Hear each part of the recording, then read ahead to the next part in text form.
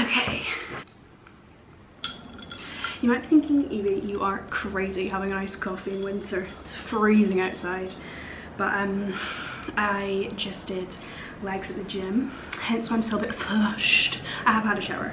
And I think if I had a hot drink, it would melt me. I also already had one coffee and pre-workout, so it could get a little bit crazy by the end of the workout. By the end of the workout? By the end of the video. Oh, that's nice, that's nice. I tried to film this video yesterday, but I don't know, I just don't think I was feeling it. I was very tired, so I don't really know why I tried to film it. And I think, to be honest, I almost needed warming up because I don't know if I should be closer to the camera. I think it's fine. I have never really spoken about this, about the ins and outs of what went on in my head during this time, so I almost think I needed warming up because I was like, as I was talking, I was remembering a lot and it was just a lot. It was, yeah. So that was a pre-run, that was a dress rehearsal. Today's the real deal. Today I'm going to be talking about hypochondria, which, defined by Google, is a type of anxiety disorder. It is known as health anxiety or illness anxiety.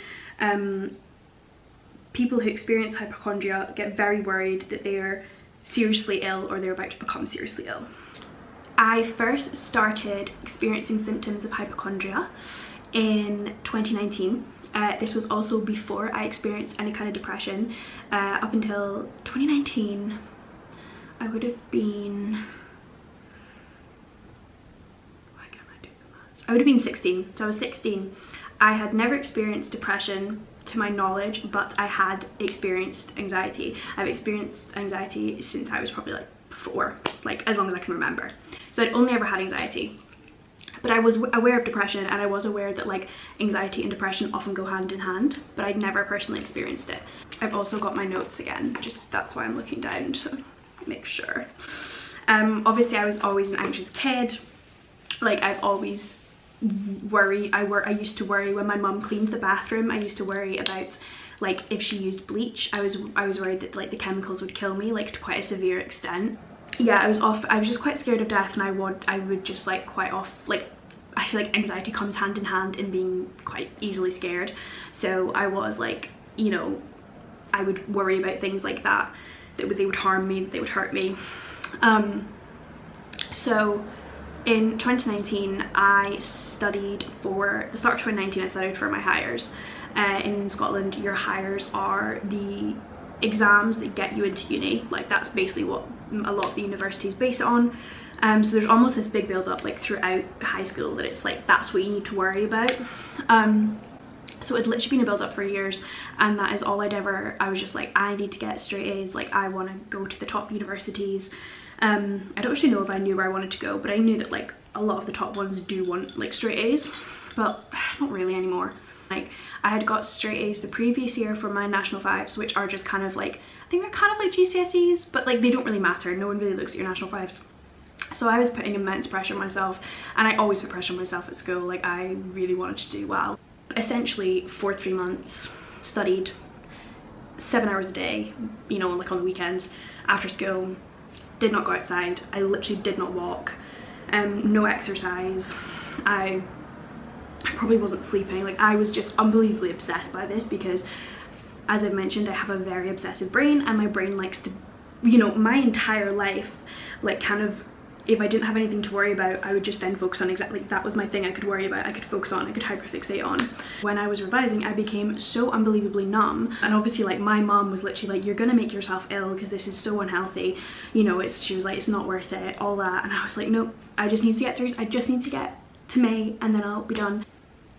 And of course got to the end point, and it was like the biggest anticlimax of my life. I basically finished, and I remember one of my like friends from school was like, Evie, what are you gonna do now, because like you revised so hard? And I was like, yeah, I don't know. And my goodness, free time hit me like a truck. So when I finished, I'd almost lost all concept of myself, which I've talked about in other videos. Like I was literally just like, what does one do with their life now? And in Scotland you don't get your results back until August, and my mum always said that like she thinks that whole summer I was still kind of uptight. I still hadn't really let go of like the intense pressure to put my body and my brain under, because I was just waiting for a results day. You know, it was all like building up to that results day. So I never really breathed that big sigh of relief once you finished. I started to experience really low moods. I don't think I still have the diary, but I remember I had this little notebook that I started writing how I felt. And it's so funny now because I'm so used to these feelings, but at the time I had no idea what was going on. Like, this was basically just before I got diagnosed with depression, because I was just like, how can I feel so awful? And at this time I'd actually stopped seeing my therapist, because we'd kind of got to a place where I was like, I feel quite capable, and like we'd kind of dealt with a lot of the anxiety stuff that was like hindering my everyday. So I wasn't seeing a therapist, and I literally remember it, like for a kind of week, it must have been August, September, I was just like I was like, I need to go to mum and say I think I need to go back and see my therapist, because I was just feeling these feelings that I'd never felt before. Again, I've never, like, there's not, at that point there wasn't that much out there, or I didn't know how to find it on depression. And yeah, so I was basically like to mum, I was like, I think I need to go back. That in itself was really scary, because it's admitting that you're maybe not as healed as you wanted to be, or like I remember feeling really guilty, and I felt like I was letting my family down, because after years of kind of torment and like them having to take me to doctors and therapists, like from stuff in my childhood, I was like, you know, it's not over and I need to go back, because something's not right. It was going to happen that I was going to experience depression, because as we know, like depression and anxiety often go hand in hand. So maybe I was always going to experience it, but it definitely wasn't made any better by the fact that I'd put my mind and body through hell for 6 months. And I do think me starting that kind of first depressive episode in September 2019 was a result of just like my mind and my body being under constant stress for so long, experiencing these sad emotions, and I was experiencing this void in my life because I didn't know what to focus on. But like, when you have grown up with anxiety and just grown up as quite an uptight kid, your brain literally is trained into worrying. It's like, it's always looking for fear, it's always looking for something that is going to hurt it. So when there is nothing, your brain kind of collapses because it's so not used to it. So yeah, I had a huge void. And this is, sorry, that was kind of like a really long-winded explanation, but this is where my hypochondria was born. And yeah, now looking back, I'm like, it's a very like clear pattern that I just had nothing to worry about. So my brain was like, let's worry about dying, let's convince myself that I'm dying, because that is like, it's so weird, but for me that was easier than living a normal life, because it was like, this is what I know how to do. Me and my mum were shopping and we were at John Lewis. I remember this literally like it was yesterday.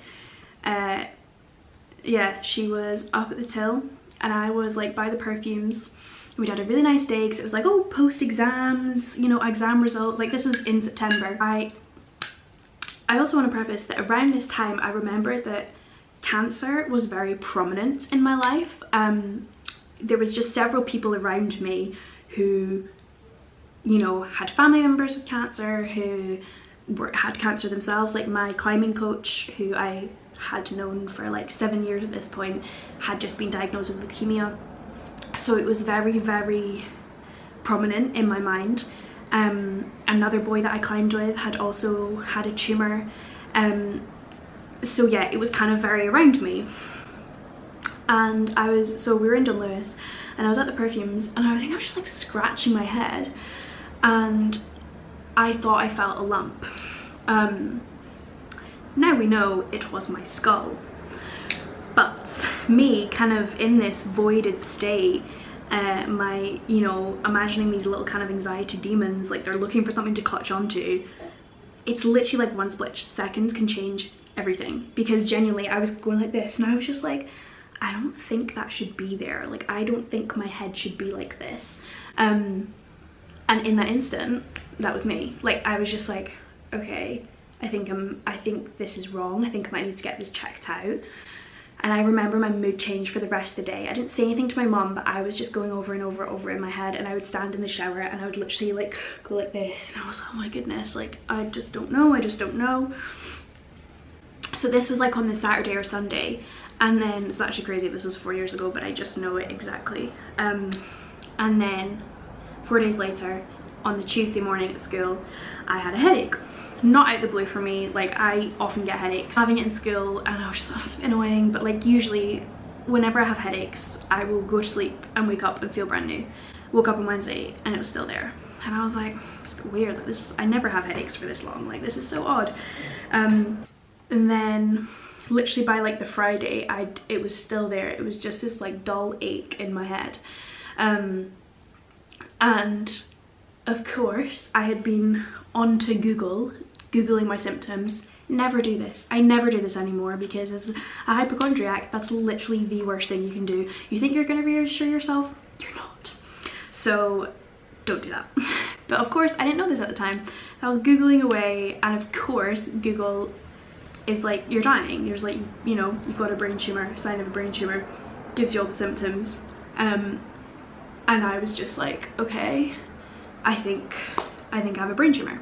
Because honestly, looking back, you can clearly see that it was just the result of, clearly I had just put my body under so much stress that it was just like I made myself that physically ill from exams. And I always say now that if I could take back how hard I worked, I would, because of the kind of horrificness it then put me through, because I'd worked so hard. I'm just like, it's not worth it. It's not. I think I maybe said to mom, I was like, I think I maybe need to go to the doctors, because I was like, I've had this headache for like a week now. I was like, it's just, you know, I was worried. So I was like, I think I want to go to the doctors. So my mom was like, okay, we can go to the doctors, we'll just see like what it is. So I went to the doctors, and they were like, it's most likely a tension headache. They were like, it's, you know, it's nothing to be worried about. Tension, just like your body's under tension, your body's under stress, it's most likely that. Said there was a tension headache. We left. Mom was like, okay, are you happy now? And I was like, no. I was like, I don't know if I thought they were lying to me, but I was just like, they didn't actually check anything, so how are they supposed to know that it's a tension headache? And I was so convinced that it was something that I was like, they need to catch it now, so like I have a chance of living. It's just so weird to relive, because I never told anyone about it at the time. I remember just telling my friends, yeah, I've had like bad headaches, because I started then also feeling dizzy and lightheaded. And of course that's also a symptom of a brain tumor. So I was like, right, okay, we've got like 3 symptoms now. I was like, I don't understand why no one's listening to me. I clearly am ill. And again, it's like your brain has the ability to cause symptoms. Like, I think, is it pseudo symptoms, psycho symptoms? I'm not sure, but like it was literally as if every time I would read a symptom, I would get it the next day. Like, I remember reading that, like, you know, you should be wary if you have headaches first thing in the morning. What happens? I have headaches first, like my headache would be stronger first thing in the morning. Or I remember I would look at diagrams of like the location of your headache, what does it mean? Like I cannot even begin to describe to anyone the level of obsessiveness I was about this, because my brain was just like, great, if we focus on this, we don't have to think about life. We don't have to think about how we cope with life now that we don't have exams to do. It was like, this is all that's consuming me. Yeah, I would just like live on Google and look at the symptoms, look at other videos. Like I was so obsessed by it. And like my mom was like, the amount of like reassurance I had to get from my mom and my dad, like my sister wasn't at home at the time, but I think my mom had told her like how bad it was, because I was just like I said in the previous video, it was genuinely the closest I have come to psychosis. And it really, now looking back, it shows like how much mental illness can mess with you as a person, because I like lost everything during that time. I could not think about a single other thing. I couldn't enjoy life, nothing, because all I could think about was the fact that I was dying. And I would not listen to anyone. Like I didn't trust anyone. Like I thought everyone was lying to me. Like I genuinely became so like psychotic. Like you know, I never got diagnosed with psychosis, but I just, when I look back at it now, I was so not me, and I was so ill because I was just like absolutely fixated on this. And like I remember I had then like went to see another doctor because I think they told me, oh, the headache is still there 2 weeks, in 2 weeks, like come back. And then I went to another doctor and I was like, so I've got a headache, I'm feeling lightheaded, you know. She did some like tests with me, some like balance things, all that kind of stuff. I was fine. She was like, you're fine, stop googling. And then I would do the tests she showed me. I would then do them every second of every day to make sure I could still do them and I wasn't like deteriorating. And like my mum was getting annoyed because she was like, you have literally had 2 professionals tell you that you are absolutely fine. And like I was still seeing my therapist, and we would talk that whole like month of therapy was just about the fact that like I was fine. And my mum was like, why aren't you believing them? And I was just like, they're lying, like something's wrong.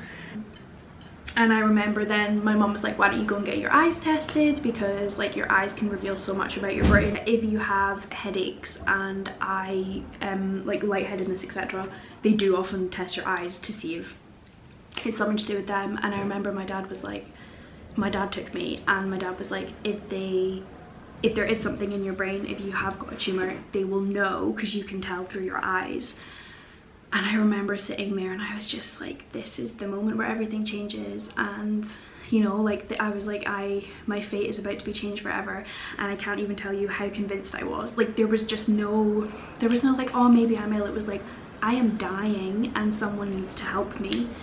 And then obviously I got my eyes tested, everything was fine, and my dad was like, see, I told you, like, do you believe me now? And I was literally like, no. I was like, so I'd literally had eyes tested, doctors, my psychiatrist, and I was like, no. I was like, they're missing something is not right. And I remember I literally booked another doctor's appointment, and I didn't tell my mom because I was like, I didn't want to tell her, because she was like, my mom was on the edge as well, because she was literally like, my child is going crazy. Maybe that's not the right word to use, but that's what it felt like.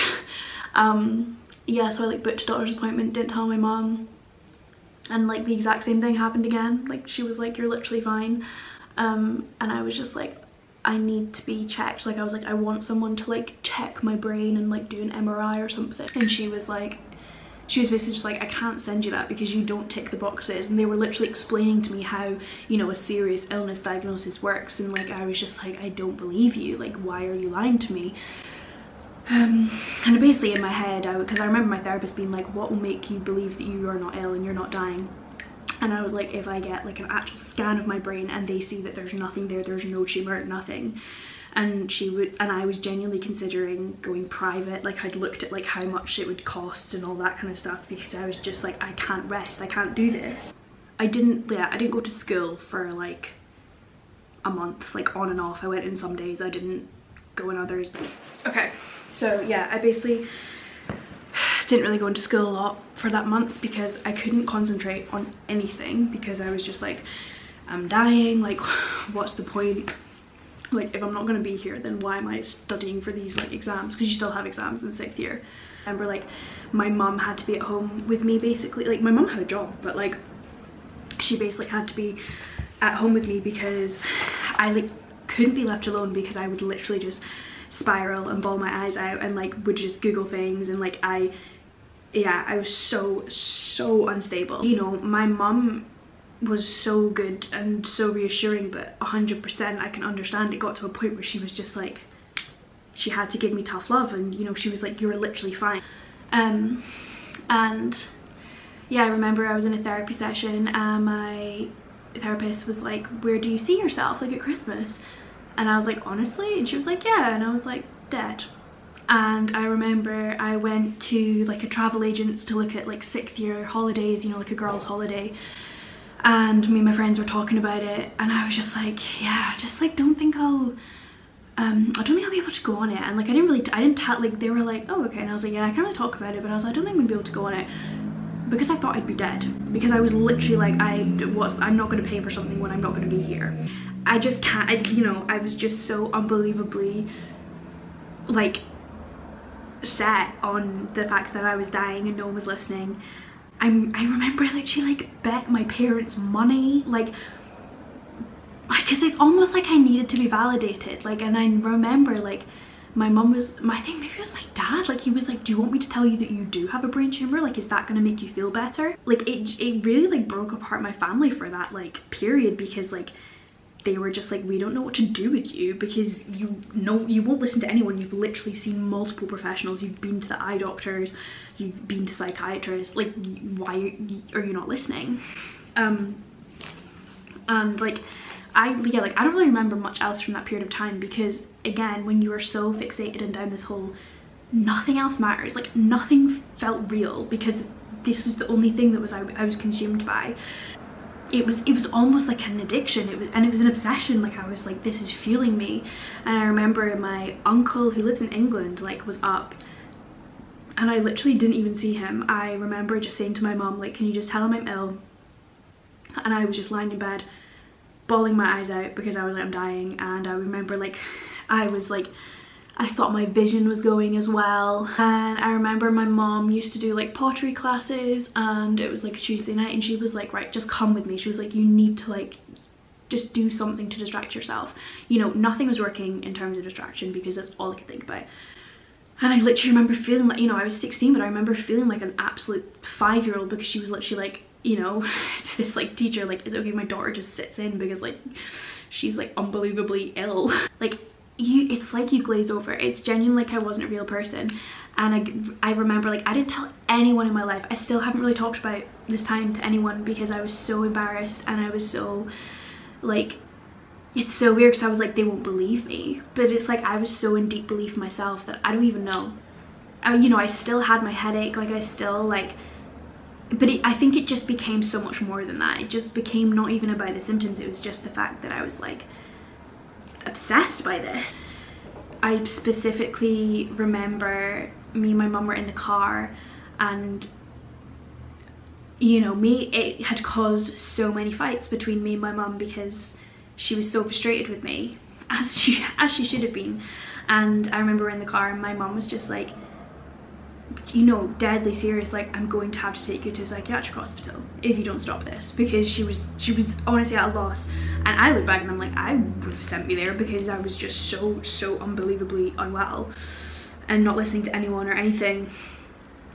And I remember her saying that, and I was like, I don't even know what I felt. I was just like, yeah, okay, like, but I was just so like, I was like, but I still need to be diagnosed with a brain tumor, because I know I have one. You know, it was like this, like I resented everyone for not believing me.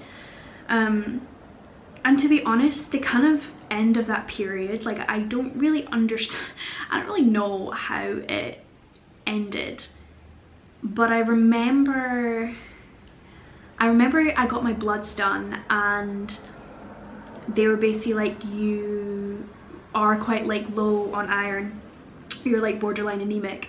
So I remember I started taking iron tablets or iron spray, I can't remember, but I remember they were helping, and I genuinely think it gradually just went away, which is like so funny. After all of this, after literally driving myself to insanity, it then just like, my headache I think just started leaving me, and I was like, oh, there is life after this. It's just so weird, because it destroyed my life for 2 months, and then we never spoke about it. Like, we just never talked about it. There's this euphoric moment where you're like, I don't have anything to worry about now, because like I actually think I'm okay. It's just kind of waiting for like the next thing. I think even at the time I didn't know that it was called hypochondria or health anxiety. I then kind of realized that that is what I was experiencing, and this kind of pattern just like stayed. Like, my brain was constantly waiting for something to crop up that meant that I was like ill or that I was dying. I genuinely like struggled to wash my hair, because I basically was like, I can't touch my scalp because then I'll find something. I never like rest my hands here, like, because like I will find something.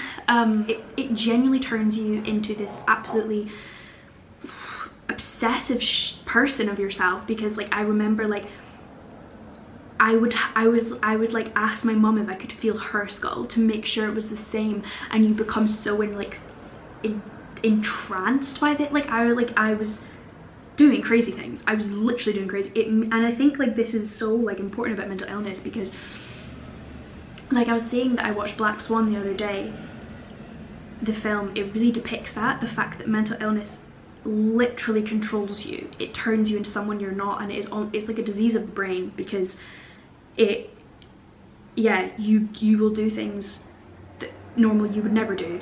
And it's that kind of same pattern of like, I'd worry about something really, really intensely for like a month, maybe not as long as a month, and then, you know, I'd get like the all clear, or like I'd suddenly be like, oh no, I'm fine, and it'd be that relief, but the relief would only last for like a couple days, because then I'd find something else.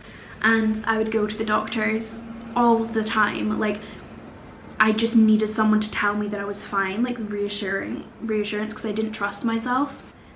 It will genuinely make my stomach drop when I find something new, when I find some kind of new health risk thing.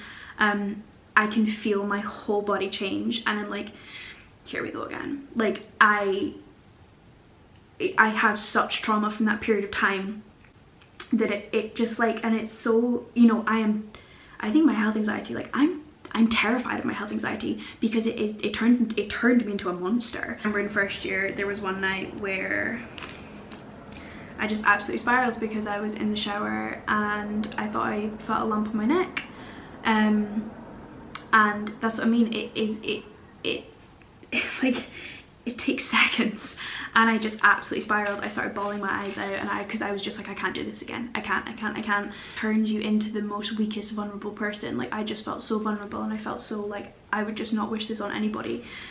It's like a monster living inside of me that is so eager to be pleased and to be right. Realised that I was gonna have to film this video in 2 parts, because it was a lot. I'm gonna do the other half. The other half isn't as lengthy.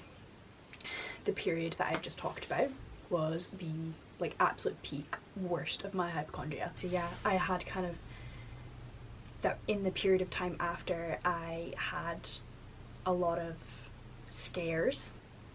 As soon as I think I find something on my body, as soon as I let my brain go to that part, it is literally like the world shuts off, and like my stomach drops, and nothing matters anymore. And it's like, it's terrifying. It's actually terrifying. It's one of the things that like, it literally grips me, because I haven't had like a scare in a while, and it happened the other day, and I'd forgotten how bad. I think that's what sparked me, because I was like, I need to do this video, because I'd forgotten how much it can just halt everything, halt your progress, everything, and you were just taken back to that dark place.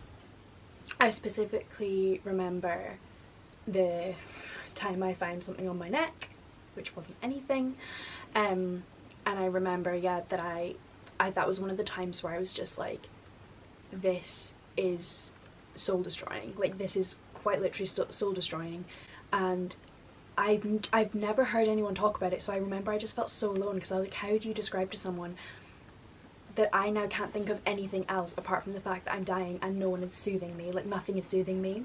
I remember like kind of in that period as well, I would worry about having freckles, like, you know, like skin cancer. Again, I think I'd seen like videos, which is just bad. Say you're not interested, skip through them. And then it must have been last year when I finished my summer exams, the same kind of thing happened. I went through another period, it was maybe during my revision and then into post exams, that I convinced myself I had blood cancer. It wasn't to the same extent as the brain tumour, but it was still, it absolutely occupied my mind, and I remember thinking like, this is turning me into a crazy person. It's actually so weird now. People's skin is so, you know, you have all different kinds of pigmentation, spots, things on your skin, and people literally have like these red dots, and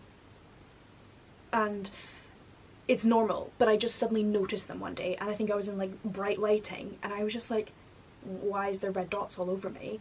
So of course I googled, and I was like, oh my goodness, I'm dying. I remember again, I had phoned the doctors. I didn't tell my mum because I was so embarrassed and I didn't want to tell her that this was happening again. Again, I'm a bit confused because the doctors were like, yeah, I'm not sure. Being like, they don't know what it was, but I'm like, I'm pretty sure that's just normal. But they were like, oh, we can do some blood tests. And I remember like I just called my mum crying because she'd been like, how was your week? And I was just like, I'm so stressed. And I just felt so embarrassed to tell her that like I was so worried yet again, and I needed her reassurance yet again that I was okay. Basically when I got my bloods done, they did actually find that I think it was my white blood cell count was too low. I think this was because at the time I was like ill or I had a cold. But oh my god, let me tell you, do not get, the receptionist literally phoned me up and she was like, yeah, the doctor has like requested to see you or call you, like you need to come into the practice. Receiving that call as a hypochondriac, I cannot even tell you, I descended into absolute tears. I literally remember I was sitting in the car about to drive home and I couldn't drive for like half an hour because I was just bawling my eyes out and I was like, my worst fears are coming true, like I was right, something's wrong with me. But then I went in and they were just like, I think they were just like, we just want to check up like in a couple of weeks time to just see what it's like, if it's getting any better or something. Like I specifically remember being on the phone. I was revising with my friends and the doctor called me, so I was sat outside and I was watching my friends through the window, and I was bawling my eyes out on the phone because they were just kind of like, I think they were just like, we need to keep an eye on this. Like, they didn't say it was anything serious at all, but they were just kind of like, you know, it is a bit of an issue. Like, I honestly don't even remember like what came of it, but like I just remember being like, oh my god, like I was right, like this is just awful, and like my head was just consumed with this idea that I was dying. I was analysing my skin all the time. It's so weird, it feels so shameful, it literally, because I remember, I don't really know the exact timeline, but I remember I finished my exams last summer, not like last summer, like a year ago, last summer. I stayed with my friend Eve and we had this like lovely day, like we literally, Eve will remember this, we literally like, you know, went on a lovely walk, it was sunny, we had lunch, and I'm not gonna lie, the whole time I was thinking I was dying and I couldn't enjoy it. And I remember we were lying in bed in the morning and I woke up but she was still asleep, and I was literally examining her skin while she slept because I was like, I need to know if she has the same like pigmentation and stuff as I do, because then I know that I'm not dying and this is normal. And I was just like absolutely desperate for confirmation. And I'm like, I remember lying there being like, I am a literal crazy person, because who does this? Like, who does this while their friend is sleeping? And like, Eve, if you see this, I'm sorry.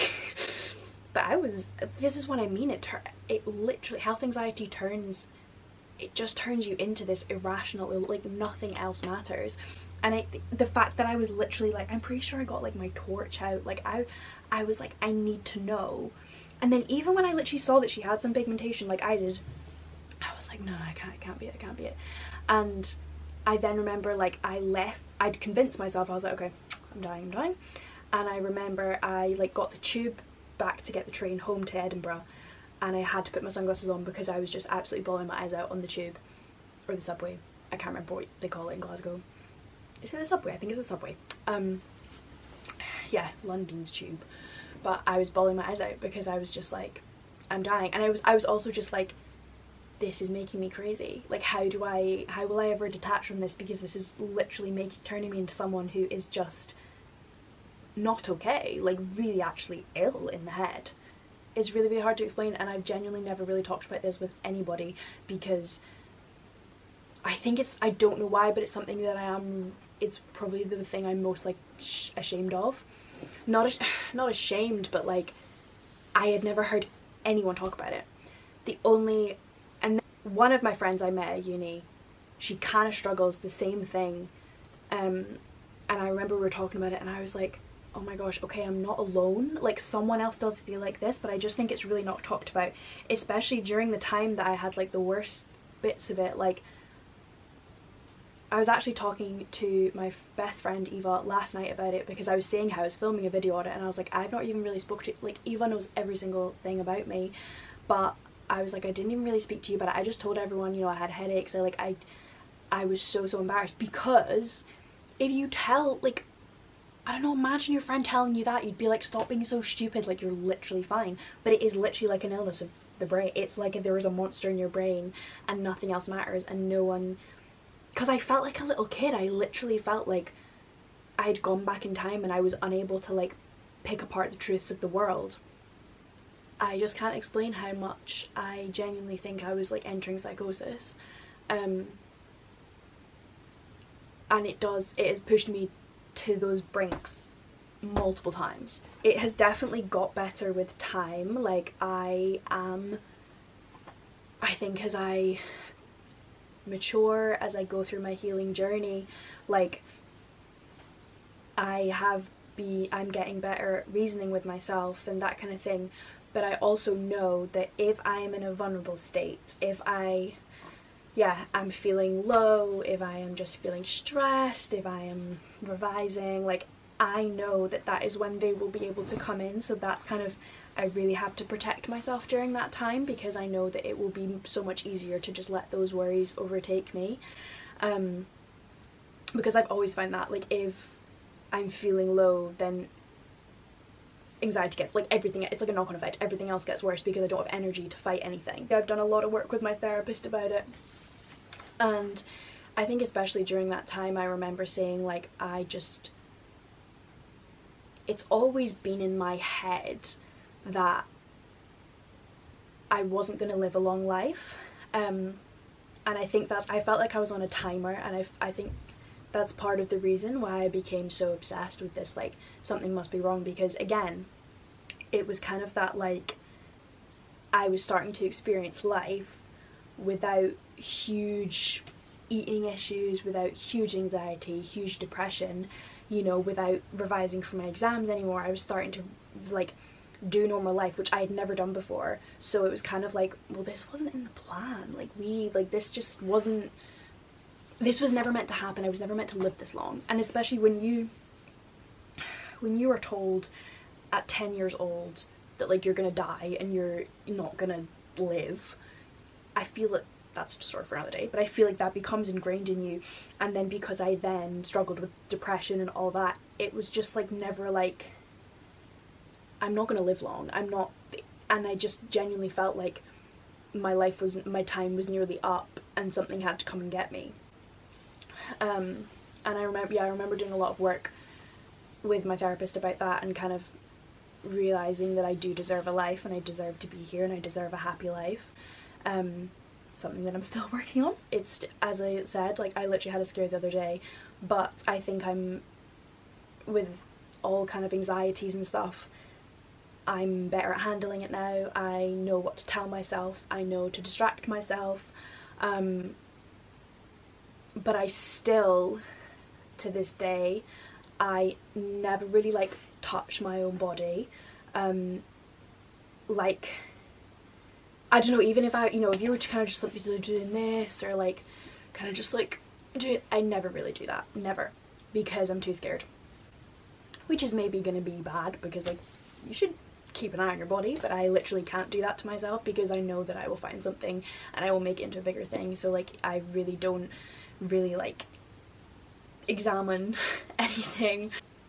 But yeah, I just think this is one of the things that I really, really wanted to talk about, because I had never really heard anyone talk about it, or maybe not talk about the reality.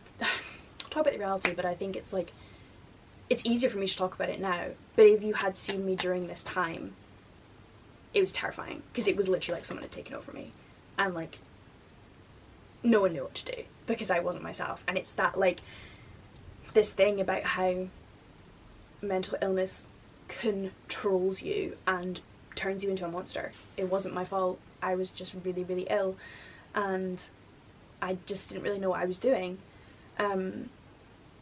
So yeah, I just, like, if anyone else experiences hypochondria, health anxiety, like, you are not alone, and it is one of the most terrifying things. Like, I literally know how scary it is, so like, just know you're not alone, and like, I'm always happy to talk about it. I'm still learning about it, like I still go through bad periods, but like, I just think, yeah, it's, or like, if it is talked about, it's not talked about in the sense that the true sense of how destroying it is, because it honestly destroyed my life for that period of time. And I'm lucky that I don't have it to the same extent now. I don't experience it every day, but I do still have bad periods with it. But yeah, I hope this has been beneficial. It's very much a real thing, and I just hope that people can understand that and realise that it's like, yeah, it's not this just kind of, oh yeah, like, I've got hypochondria, because I always laugh about it, because I'm like, you know, I can't say that, like, I've got hypochondria, or like, don't say that to me because I'll worry, but it's like a real fear. And it's, yeah, it's a real anxiety, and it's really, really difficult, and it shouldn't be underestimated, you know. Yeah, I think that's everything. I hope this was beneficial. I hope you maybe learned something from this video, because again, I don't, like, there's not that much out there about it, so it is a real thing, but it will pass, because again, I thought that I was like, this is going to be my life forever, and it's not. So like, it will pass. Everything passes. Everything's temporary. Temporary. But yeah, sending y'all so much love. I hope that you enjoyed this video, and I'll see you soon.